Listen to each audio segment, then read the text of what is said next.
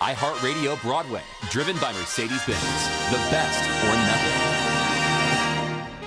You know, Christina, on Broadway, it's usually the big musicals that are the sellouts and that have the big grosses. So I'm always pleased to see a straight play, Me too. a great play, Yes. gross over $1 million week in and week out, and that is Harper Lee's To Kill a Mockingbird, adapted by Aaron Sorkin, and it stars an actor I've admired. I think I first saw Jeff Daniels in The Purple Rose of Cairo. I think that's the very first movie of yours that I saw. Jeff is now appearing in To Kill a Mockingbird on Broadway. He's been nominated for a Tony Award, and he joins us on Inside Broadway. How are you? I'm great. Thank you so much for coming in here. I was telling Jeff that I just saw his show on Saturday. Yep. So I know everything that you're giving to the theater, to the audiences, and you must be exhausted. So thank you for coming in. You're very welcome. Performance is beautiful. Just, I'm sorry, but thank you. perfection. I'm going to go with that word. Now, did Aaron and the producer, Scott Rudin, have you in mind when they cooked up the idea to bring this play to Broadway? Surprisingly so. That's- Yes, they considered no one else, considering that everyone else would have killed to have done it. A-listers. Really? And they called. Really? Yeah, I think because of Newsroom, Yes, certainly of course. because of Newsroom for 3 years, I have an affinity for doing Aaron and for and he spent 3 years tailoring that role for me like a suit. And now I just whatever qualities he finds in me or in my acting, he could see that becoming an Atticus that he wanted to write. So it was as soon as he told me, which was I'm thinking 2 years ago now, a little over, I got to work, and because this is a big one, I knew it was a big one. Oh, yeah. and so I got to work on it right away. Aaron told me that it took him a while to sort of get into the Southern rhythms of Harper Lee's writing. How about you as an actor playing a Southerner? Well, to be fair, it's if we were truly doing an Alabama pace, The play would be coming 5 in hours? at just under 5 hours. Yeah, I would just be showing up for work from Saturday's Those performance. folks, Yes. there is no rush. I've listened to some accents in researching, and and you've got, and it's Broadway, and it's you do want to get out by 11, and so there's and Sorkin kind of rolls, his dialogue kind of rolls, so there's a way to do it and still hang on to the accent and find those places where you can slow it down and give you that small town Alabama feel on a summer night, and without making it overly long. I was talking. I'm sorry, but also the time frame is very different in Aaron Sorkin's in his version. So I guess we're assuming that we know To Kill a Mockingbird, that we're very familiar with the story. But I actually could hear like little whispers of people next to me, like, "Oh, they're going back in time. They're jumping. Oh, yes. It's been great fun. It's been great fun to, in particular, early on in the previews, to do it for the people who adored the book and/or Gregory Peck. Mm-hmm. The book people, we called them, would come in with seemingly the book clutched to their chests, hoping that we wouldn't ruin it for them, but excited to see it in the event that it added to their experience and how much they love the book. And I, at least in the autograph lines, you get that. You get the book people going, it's the same story, like from a different lane on the highway. You get to the same spot. And Aaron has done a great thing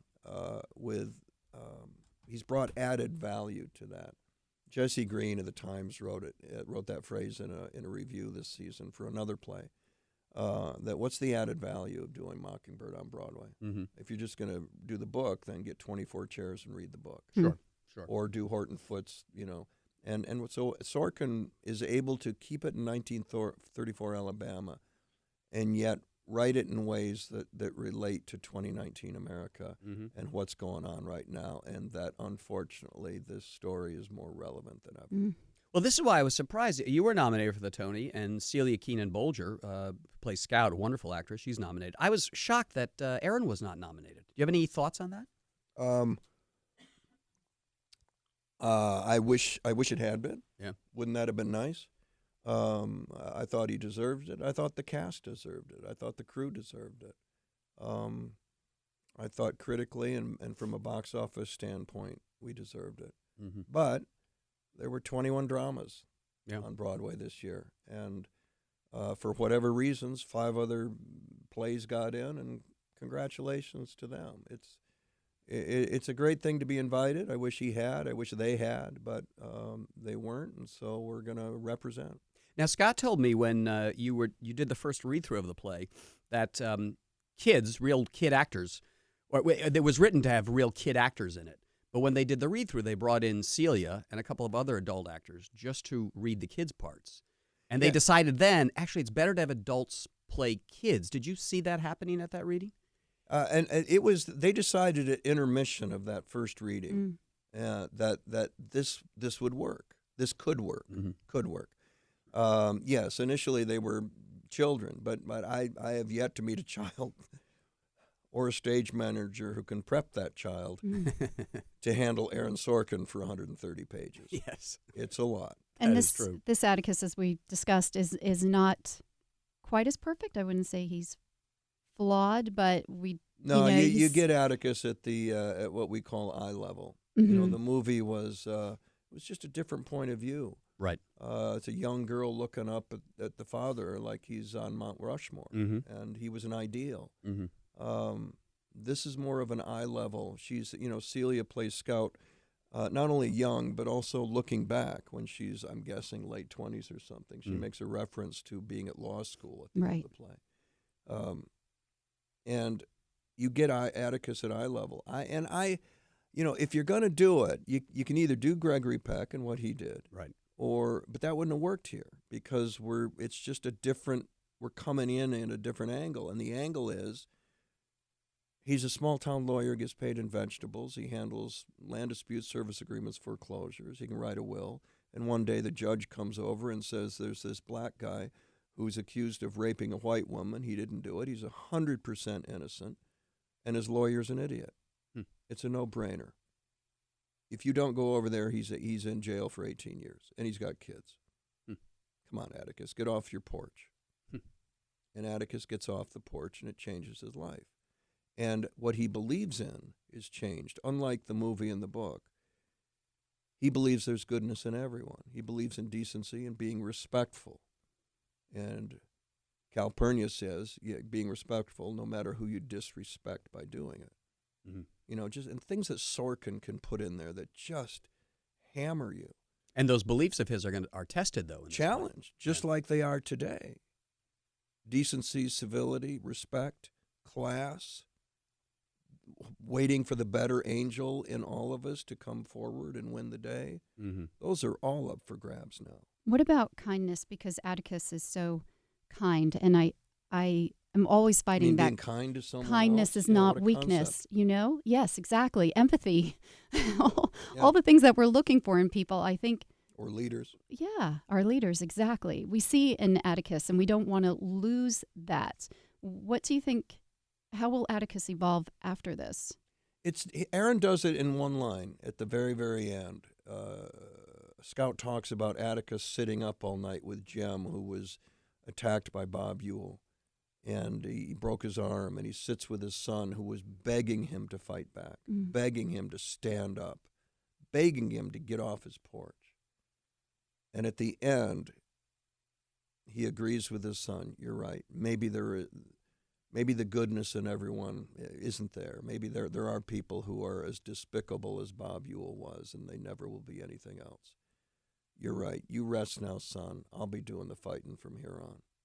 And he's going to become a bit of an activist, a bit of a guy that's going to represent that side of the South that is underrepresented. That's what I see. If you're going to add a chapter to the end of the play, I think that's where Atticus is headed. It's so powerful, too. When did you first get to work so closely with and get to know Aaron well? Because the two of you really have a unique relationship in the theater. I mean, he writes dialogue for you. You said he tailors it for you. You seem to be his actor of choice. I guess so. I think it comes out of a respect for the written word. I didn't change one word on Newsroom for 3 years. I never asked to. I never went up to the writer's room and said, hey, can I see what you're working on? Let me add my 2 cents. Never did it. Which you could have as the star of the show, right? Apparently that's the norm. But I never did. And that comes from Lanford Wilson, Circle Rep, Off-Broadway. A respect for the playwright. Yeah. you had to think about it for 2 days before you went to Lanford and asked if you could change an and to a but. That I remember that. You just didn't, and you made it work. Your job was to execute it so that he could hear it, and he could decide. That's how I look at it with Aaron, especially if someone as accomplished as Aaron Sorkin. And Lanford Wilson. And all the great writers. Scott Frank on Godless, Danny Futterman on Looming Tower. I mean, you start working with these people that know what they're doing. It's like Meryl said on, we were doing we were doing The Hours. And David Hare was sitting there off camera, and Stephen Daldry's directing. And Stephen said, yeah, Jeff, you and Meryl are coming in the door of the apartment. And Meryl, just say a couple things about the apartment and that it's messy or something. She goes, what, I have to write it too? I'd never heard an actor say that. And she goes, you got David Hare sitting there. Wow. And oh, well, okay. And he walked over, and David said, the apartment's a mess. That's okay, great, thank you. That's all I need. That's right. I said, that. Do you know the actress Jordan Baker? No. She was in the original production of Three Tall Women, Edward Albee's play. Ooh. And I'm working on a book now. It's a great play. And one of the chapters is about Edward Albee in that play. And I interviewed her, and she said the only note she ever got from Edward was after rehearsal, he came up to her and said, Jordan, page 3, line 4, there's a comma. Yeah. That was it. Yeah. Whoa. Yeah. That's how these guys listen to what they've done. Yes. Or Aaron like that? He doesn't go that far. Yeah. But I did hear on Newsroom, one of the other actors said, Aaron, I just think it's better if I say this instead of what you wrote. Really? Let me hear it. Yeah. He said, oh, okay, that's good. You could also maybe say this instead of, oh, yeah, okay, B. Or you could say C, or how about D? Yeah. One more thing before you go. Or you could say this, which was the line he wrote. She goes, good idea. The point was driven home. Yeah, I watched it happen. I said, I'm not falling into that. Very good. All right. Jeff Daniels is starring in To Kill a Mockingbird at the Schubert Theater, grossing well over $1 million a week. And we wish you luck at the Tony Awards. This would be your third nomination? Third? Number 3. Number 3. Number 3. Yes. That's right. And have you won one yet? No. That's well, right. It's time. I thought you were going to get it for Blackbird, but I think it went to Frank Langella. It went to Frank. I was a voter then. I won't tell you which way I went, but that was one of the hardest votes. I remember people talking about which way to go for that because you and Frank were both brilliant in those plays. Yeah, it's 5 great actors doing great work. Yeah. And you guys pick one. I voted for you. Thank you. But it's he won't tell you. At But the okay, end of the we'll day, you're sitting with 4 other great actors who Absolutely. did 4 great things, and so we'll see what happens. All right. Thank you very much, Jeff Daniels. You're welcome. Yes, and tickets for To Kill a Mockingbird are open in September. That's when you can get yourself in there. You do not want to miss this show. Mine's It's incredible. availability in September. Yes, go for it. So this is Inside Broadway. Please follow us if you're listening on the iHeartRadio app or on your computer. Just hit follow so you always know when we put up a new episode, which we do every Friday. Thank you, Michael.